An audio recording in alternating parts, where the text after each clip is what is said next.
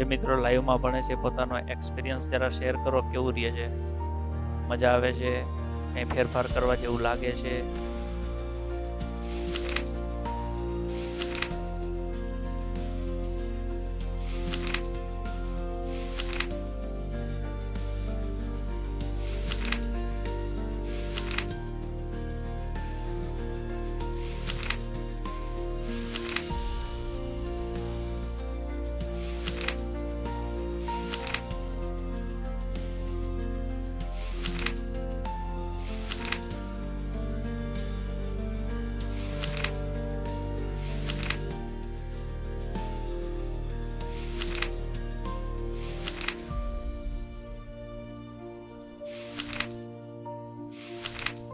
બસ બધાને મજા આવવી જોઈએ. મજાની સાથે માર્ક્સ એ જોઈએ છે.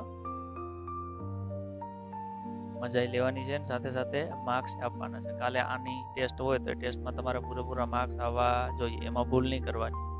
જો એક ટોપિક સાચવી લેશો તો પરીક્ષા સચવાઈ જશે.